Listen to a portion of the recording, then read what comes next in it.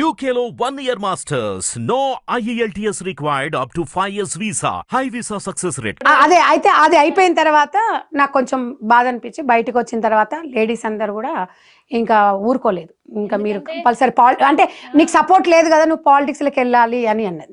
నన్ను అడిగింది కవిత గారు బీఆర్ఎస్లోకి రమ్మని, టీఆర్ఎస్ రమ్మని వద్దని చెప్పాను. తర్వాత అయితే కాంగ్రెస్ లోకి రావడానికి నాకేంటంటే మా ఫోర్ ఫాదర్స్ నుంచి కూడా కాంగ్రెస్ పార్టీ, ఇంకొకటి ఇంద్రమ్మ అంటే నాకు బాగా ఇష్టం, ఆమె అభిమానము, ఒక్క మహిళగా తను అంటే కొన్ని సంఘటనలను నాకు అది ఇస్తుంది అనమాట. ఆమె చేసిందాన్ని నేను చూస్తే కొంచెం మొండితనము, ఎవరికి ఒక మహిళ అయ్యిండి కూడా ఎవరికి భయపడకుండా ప్రాణత్యాగాలు చేయడము, దేశం కోసం అది చేయడము, చాలా తక్కువ మంది ఉంటారు కదా. సో అప్పుడు ఏం చేసింది, నాకు అప్పుడు డికేఆర్ గారు ఉన్నారు కదా, ఆమె మాకు రిలేటివ్స్ అవుతారు. ప్లస్ సంధ్య మీలాంటి వాళ్ళు మా పార్టీకి రావాలని కొంతమంది వెళ్ళి మహిళలు చెప్పారంట.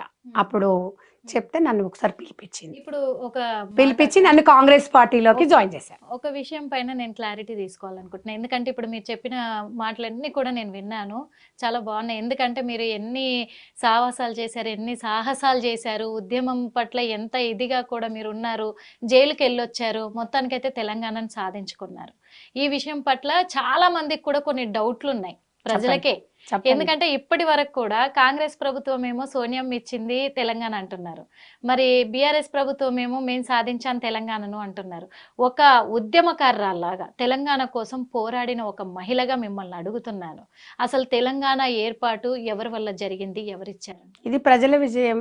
తెలంగాణ ఇచ్చింది కాంగ్రెస్ పార్టీ, ప్రజలందరూ కలిసి తెచ్చుకున్న, కొట్లాడి తెచ్చుకున్న తెలంగాణ. కల్వకుంట్ల ఫ్యామిలీ కీలక పాత్ర పోషించింది కేసీఆర్ గారు, నేను కాదనను. ఒక ఉద్యమ నాయకుడిగా టీఆర్ఎస్ పార్టీ తెలంగాణ రాష్ట్ర సమితి అని తెలంగాణ కోసం పుట్టినప్పుడు అట్లానే ఉండాలి. ఇవాళ బీఆర్ఎస్ పెట్టుకున్న తర్వాత సెంటిమెంట్ ఎక్కడుందమ్మా?